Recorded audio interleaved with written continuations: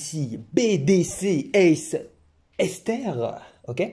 Du coup aujourd'hui, excusez-moi pour le retard parce que ça fait très longtemps, 2-3 semaines, pas plus, qu'on ne s'est pas dit bonjour, qu'on ne s'est pas dit coucou, qu'on ne s'est pas dit hello, qu'on ne s'est pas dit aloha, que l'on ne s'est pas dit konnichiwa.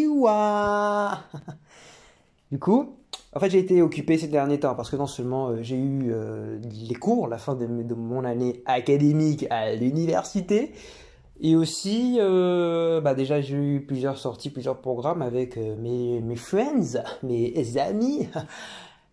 Ok, my passion, ok. Et j'ai dû rattraper certaines séries qui me tenaient à cœur, particulièrement telles que Beyblade.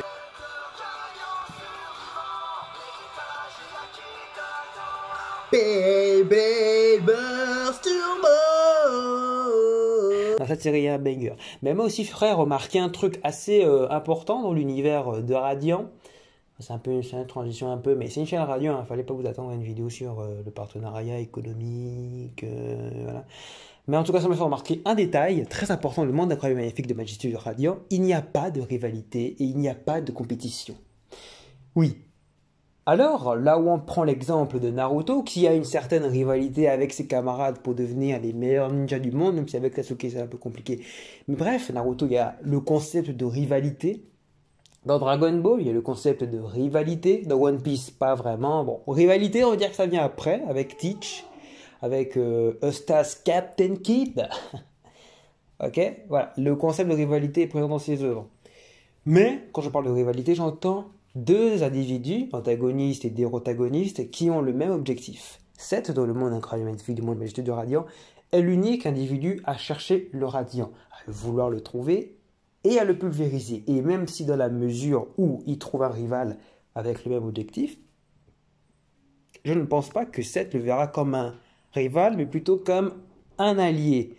Parce que l'objectif de Seth est de sauver le monde. Pourquoi faire une compétition pour quelque chose d'aussi noble que de sauver le monde?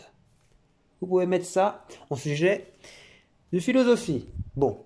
Aujourd'hui les amis, nous allons tenter de voir, évaluer, parler, discuter, élaborer, nous concentrer sur le concept de la rivalité, le concept de la compétition dans l'univers incroyable et magnifique du monde majestueux de Radiant.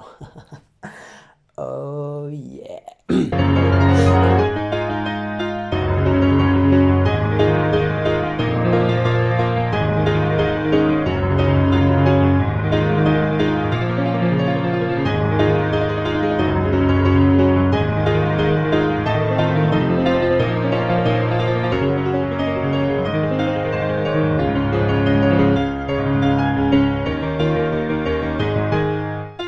Je disais, Radiant nous présente un monde où les sorciers, des individus dotés de pouvoirs magiques, sont en constante lutte contre les Némésis, des créatures monstrueuses tombées du ciel. Mais au-delà de cette lutte, il y a une autre dimension aussi captivante, la rivalité entre les sorciers eux-mêmes. Notre héros, Seth, saurait bien qu'il y a un nom de famille, est un sorcier déterminé à détruire tous les Némésis et à découvrir le mystère du Radiant. Mais il n'est pas le seul, dans une certaine mesure, à poursuivre cet objectif. Dès le début, Seth est confronté à de nombreux rivaux qui le défient à chaque tournant.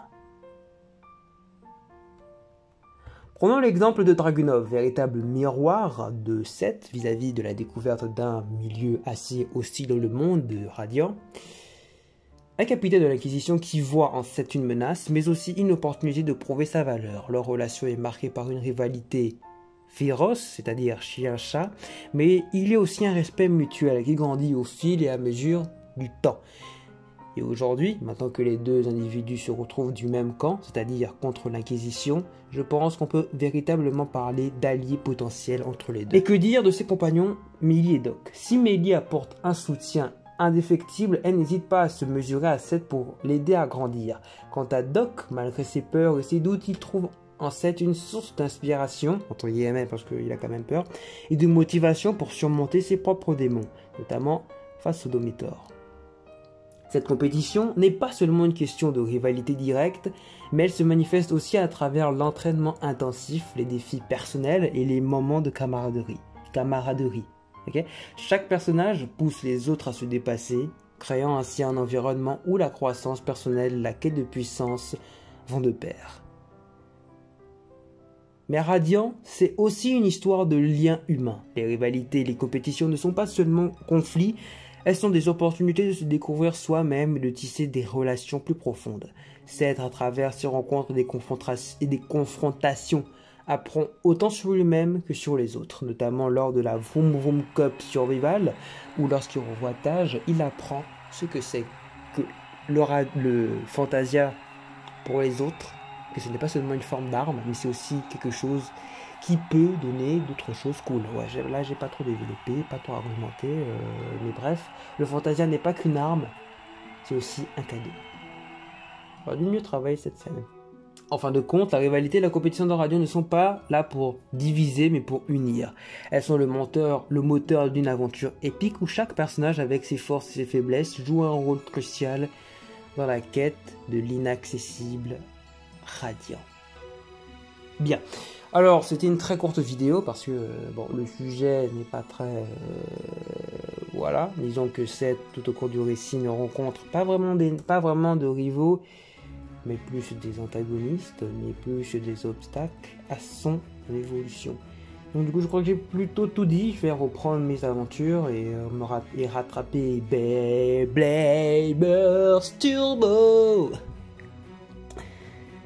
Du coup, voilà, j'espère que la vidéo vous a plu. On se dit à la prochaine pour une prochaine vidéo qui parlera sûrement d'un autre sujet vis-à-vis de Radiant ou d'autres choses. Bye.